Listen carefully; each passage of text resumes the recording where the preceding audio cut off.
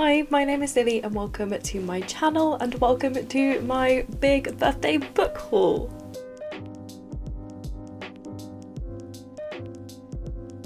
So, I turned 25 a couple of weeks ago and I was very fortunate to receive lots of books for my birthday this year. I don't normally receive a ton of books, but this year everyone wanted to give me books for my birthday and I got an extra special treat, so I have lots of books to talk to you about. So I'm going to try and go through them in groups together in an order that makes sense. So I received some books from my parents and family friends, which I opened on the morning of my birthday. Then I met up with some friends in town, in Oxford, and got some books from them as gifts. I also bought some books for myself using vouchers that I was given for my birthday. But then the most exciting part of all was that my birthday present for my boyfriend this year was that he wanted to do one of those challenges for me where you have a certain amount of time and you grab as many books as you want in that amount of time and your boyfriend buys it for you. So what I got to do was he gave me 15 minutes in Blackwell's.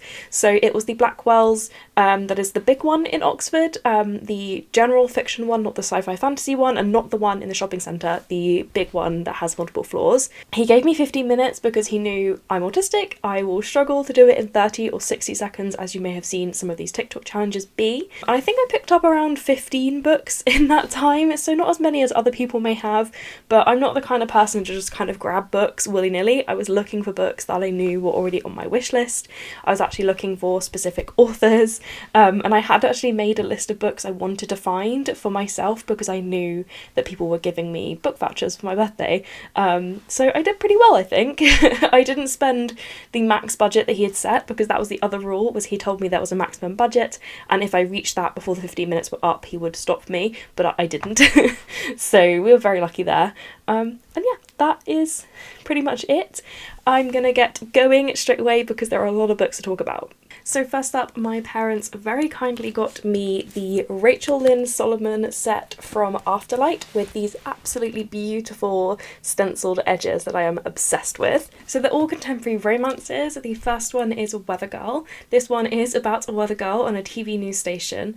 Her boss is exes with the news director of the station and they are constantly arguing. So she and the sports reporter from the news side of things decide to work together to try and get her boss and his ex back together to bring peace to the station, but while they are doing this she starts to realise that she's getting feelings for the sports reporter. Then we have The X Talk. This one is about a seasoned radio host who comes across a new up-and-coming young radio host who is full of loads of false confidence.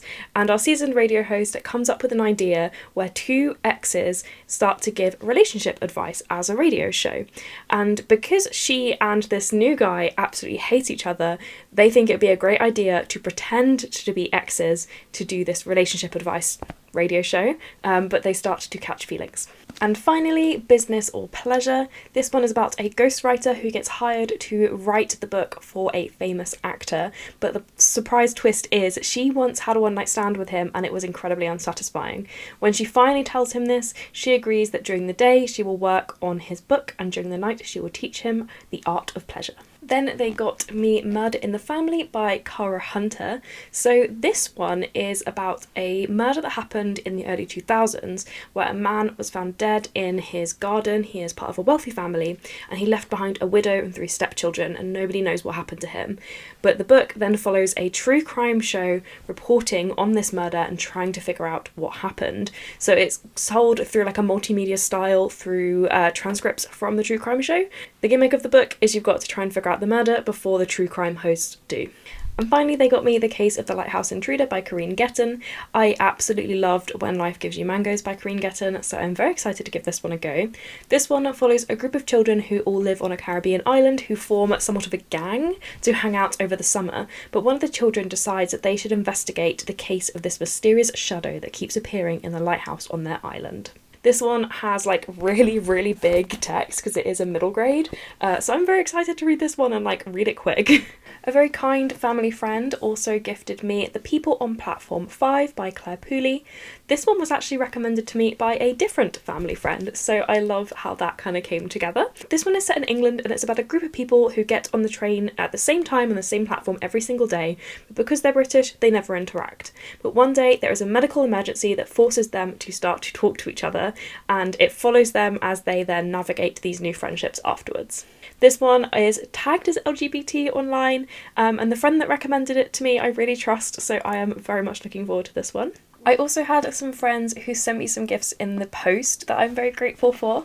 First up, we have Beth from Books Nest, who sent me Little by Edward Carey. This one was actually on my wish list because of Beth, so I love that she was the one that got it for me. This one is about Marie, who is very little, and when she is 6 years old, she is abandoned and orphaned, and so she is then found residence with an anatomist who takes her on kind of in his employ, and eventually he begins to teach her his art of waxwork model making. This book has loads of illustrations, is apparently quite dark and spooky-ish, so I'm quite looking forward to seeing where it goes because the blurb doesn't give you much. Then we have my lovely friend Tilly from Library of Luna. She gifted me One Dark Window by Rachel Gillig. This one I remember putting on my wishlist a really long time ago and completely forgetting about, so when I opened it I was very excited to be reminded of it. This one is about a woman named Elspeth who has this thing that she calls the nightmare living inside her mind, and it's kind of this spirit that protects her from dark magic.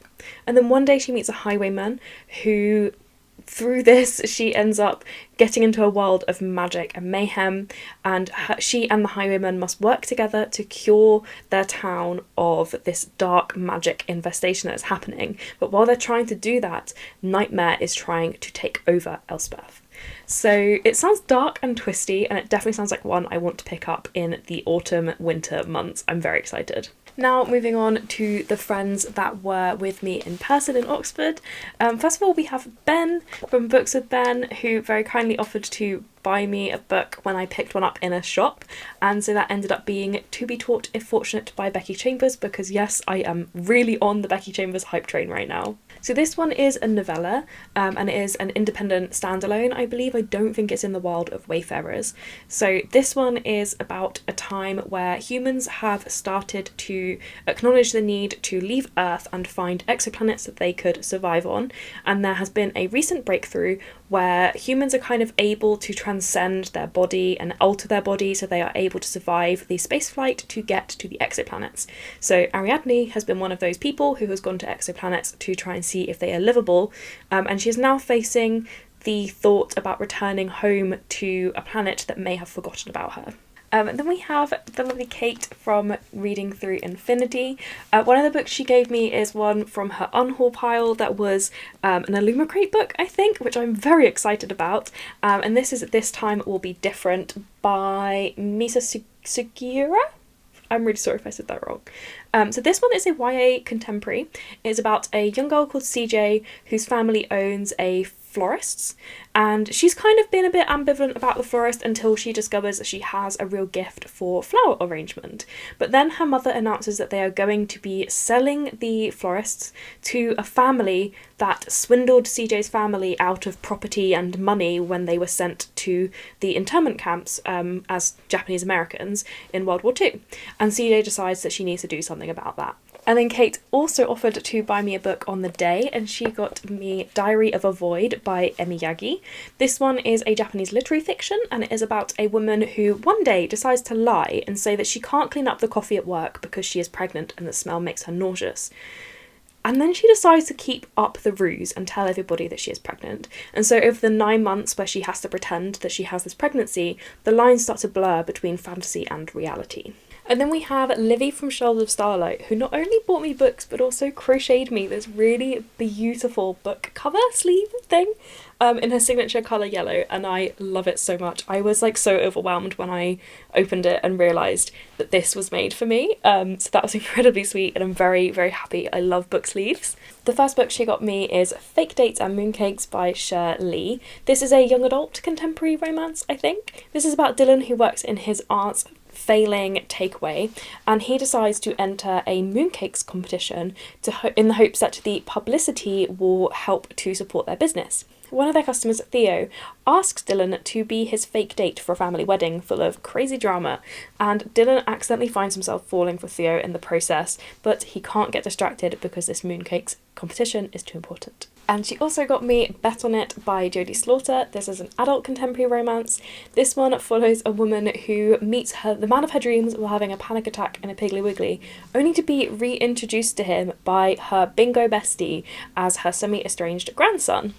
He is only back in town to look after his grandma while she is ill and is hoping to get out as soon as possible. While he's there, they agree to have this kind of casual sex relationship and to purely keep it casual, but things can't always stay like that. And finally we have my friend Ian. The first book that he gave me is With Love from Cold World by Alicia Thompson. This is another adult contemporary romance. So this one is about a woman who works as a bookkeeper for a winter wonderland amusement park in Florida that is kind of struggling, and her co-worker Aza, who is this kind of happy-go-lucky guy who loves to create entertainment in this amusement park, and their boss gives them the challenge of working together to come up with an idea to help drive more revenue to the business. And originally they use it to kind of create this competition of who can come up with a better idea, only to realise that things are more dire than they thought and they might actually have to work together. And he also got me Things We Left Behind by Lucy Score, which is the final book in the... what is this series called? I can't remember what the series is called. But the first book was Things We Never Got Over and the second book was Things We Hide from the Light. So you know this, it's been everywhere. This is another adult contemporary. I don't know much about this one. The back is kind of vague, but it is about Lucian and Sloane, who are characters from the previous two books. We are finally getting to find out what happened between them that has made them so hate each other so much, and also see how they're going to end up together again in the end, because we all know that's coming. Now moving on to the books that I bought myself with my birthday vouchers. First up we have more Becky Chambers books. I bought both books in the Monk and Robot duology. These are both novellas / short novels, but I think they're classed as novellas. And they are about a world in which some robots eventually kind of achieved consciousness, and they decided to down tools and walk out into the wilderness, and they were never seen again. They've kind of become an urban legend, but then one day a guy who runs a monastery tea shop or something like that, a robot turns up, and he tries to get the monk to honour the age-old promise of being allowed to check in, and he asks, what do humans need from us? And it becomes this exploration of how the humans and robots can work together, and it sounds beautiful, just like all of the Becky Chambers books. I cannot be more excited for this. Then we have Black Heat by Bex Hogan. I love Bex Hogan's writing, even though I haven't finished The Hours of Storm and Sorrow because I'm too scared of how it's going to end. But I love her writing, so I picked this one immediately. This is a young adult dark thriller fantasy, and it is about a blacksmith, a princess, and a midwife, I think, who are all destined to play a part in the war that is ravaging their countries and try to end it. But together they realise that fate might not quite be as predetermined as it is being manipulated by somebody. Then we have The Do's and Donuts of Love by Adiba Jagadar. This is a young adult contemporary romance. It is about a young girl called Shireen who absolutely loves baking, and she enters into a baking TV show competition in the hopes of bringing more publicity to her parents' donut shop. But she finds out that her ex is also on the show and is having a crush on another girl on the show, and it's all about how she's going to navigate the show while dealing with these complicated relationships. I absolutely loved Honey and Issue's Guide to Fake Dating, and I loved it so much I have bought her other two books, and if I don't like them I will cry. Now, I have read the next one before, but I didn't like it when I first read it, so I unhauled it quite a while ago, and I decided I want to give it another go because I think it might be more for me now that I'm an adult, and that is The Night Circus by Erin Morgenstern. I really hated this the first time I read it when I was a teenager. I didn't get the hype at all, but I think back then my reading tastes were very different, so I really want to give it another go because I did try reading The Starless Sea a couple of years ago and I loved it. I didn't finish it because I hit a massive reading slump and I've been too scared to go back to it, but I was really enjoying it, so I want to give The Night Circus another go, and I thought this is a no better opportunity. Then we have one that I was desperately looking for during the challenge my boyfriend set me, and I could not find it. I was so annoyed, but I found it in the other Blackwells and used my vouchers to buy it instead, and that was Flawless by Elsie Silver. This is kind of a cowboy romance, I think. and it is about a guy who is a famous bull rider, which apparently is a thing, but he has this really bad reputation, so his agent says he needs to clean it up and assigns his daughter to kind of babysit him for a while to keep him out of trouble. But the problem is he has a massive crush on his agent's daughter. So it's typical contemporary romance. It sounds exactly like something I'm going to love. And finally, for my voucher purchases, we have Impossible Creatures by Catherine Rundell. I absolutely adore Catherine Rundell's writing, so when I saw this, I was just picking up, even though I'd not even heard this was coming out yet. I don't tend to keep up with her books because there's so many, but when I see them, I do like to give them a try. This one is about a boy who saves a baby griffin from a lake, I think, from drowning. And in doing so, he is thrust into this world where there is a secret cluster of islands where humans and mythical beasts live alongside each other. Now we're moving on to the books that I got during my shopping spree that my boyfriend gave me. First up, we have the Lovelight Farms trilogy by B.K. Morrison. I'm so excited for this. I didn't actually know that these were blowing up on Instagram and TikTok. I just loved the covers when I first saw them, so they've been on my wish list since then. And yeah, I'm very excited. I believe the first one is about a Christmas tree farm, so I am waiting until Christmas to read them. But I don't know about the other two, but you will see my thoughts on them in December. Then we have one that has been on my wishlist for a while. It was recommended as part of my 30 before 30, and that is The Rearranged Life of Una Lockhart by Margarita Montemor. This is kind of a literary fiction / general fiction book. It is about Una, who lives her life in a very chaotic order. Every year on her birthday, she is pulled into a different year of her life in a completely random order. So sometimes she is a wealthy philanthropist living a beautiful life, sometimes she's a 90s club kid, and other times she is married to a man she's never met. So it is about her and how she learns to live a life out of order and what it teaches her. Then I picked up The Long Game by Elena Armas, which I honestly didn't know had come out or was aware of it. I think I must have dropped off the mailing list somehow. But I love the Spanish love deception, so I thought I'd pick this up. This is about the daughter of a football club owner, I think. And she basically has this embarrassing video of her go viral, so her dad sends her to coach this very small kids team, I think, in a small town, and when she gets there she finds out that this goalkeeping legend happens to also be there to help her, and they, even though they're enemies, they have to work together to coach their team. Then I picked up Miss Kim Knows by Cho Nam-ju. Again, I didn't know this one was even in existence, but I absolutely adore Kim Ji-young, born 1982, so I had to pick this one up. This is a collection of 8 stories about women aged between 10 and 80, and about the struggles they face in their life. Kim Ji-young, born 1982, was about a woman and her life and how it was shaped through sexist experiences and discrimination, and so I believe this is kind of a similar thing. And I'm really excited to read it and see what she has to say about this. I love her as a feminist literary fiction writer. Now, unfortunately, I couldn't find the next one. I believe it's on my TBR somewhere, but I was reading it, so it could be downstairs or something, and I don't want to go and look for it. But it is Takeaway by Angela Hui, which is the book that I have suggested for this month's book club, for my in-person book club, and we are currently reading it. This is the autobiography from a woman who grew up working in her parents' Chinese takeaway in the depth of Wales, in a very rural town in Wales, and is about the discrimination they faced while running this takeaway, and also the difficult feelings she has around it now that her parents are closing it 30 years later. And it sounds incredibly compelling, and it also has recipes that her parents used in the takeaway, which will be interesting to read.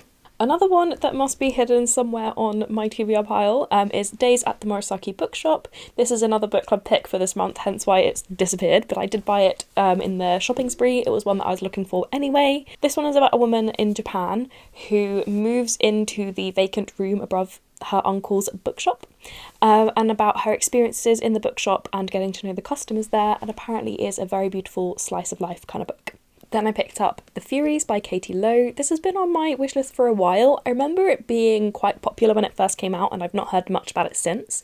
This is a dark academia book about a girl who goes to this kind of prestigious private school, I think, who gets invited to join this exclusive study group by one of her teachers. And she finds out this study group has been looking into and dabbling in 17th century witchcraft that is linked to the school. And so she decides to get involved in order to stay popular. But she's also trying to investigate what happened to the girl that was in the study group that she replaced. Next one is another one I had no idea was out traditionally published, but here we are. That is Chase Me by Tessa Bailey. Tessa Bailey is my favourite romance author, so of course I picked this up, just not even knowing what it was. It follows a college dropout who decides to become a singing telegram to make ends meet. She is hired to sing a telegram for this incredibly wealthy kind of investor guy in New York City. And when they meet, he immediately falls in love with her and decides to chase her around New York City to convince her to date him. It sounds a bit questionable, but don't Tessa Bailey books always? Then we have A Fur Love Story by Loan Lee. I don't know if I've pronounced that name right, but I have tried at least. This is about two teenagers. It is a YA contemporary romance, and it is about two teenagers whose families run rival fur shops, and they are secretly dating, and it is about them trying to keep their relationship a secret from their parents, basically. And finally, we have The Trees by Percival Everett. This is a thriller/mystery. It is about a series of murders that have been happening in a town where each time someone is murdered, another person is murdered and made to look like Emmett Till next to them. It is the town where Emmett Till was murdered many years ago. And so I think it's an FBI investigator goes to see if he can figure out what is happening. And he realises that this isn't just happening in this town, it's happening up and down the country. And there's more to it than it seems. So it was a very chaotic mixture of books that I picked up, but I'm very excited for all of these and I'm looking forward to seeing which ones I pick up sooner rather than later. And I'm incredibly grateful to every single person that gave me books or vouchers on my birthday. It was a very booktastic year this year, I think. And my TBR backlog hates me for it. It's really messed up my stats, but I don't care. So let me know in the comments if there's any of these books that you think I should prioritise and read first. I'd love to hear about them. So thank you for watching. All of my social media links are in the description below. If you'd like to leave me a comment to let me know you are here, leave me a birthday cake emoji in the comments below. And thank you again. Bye!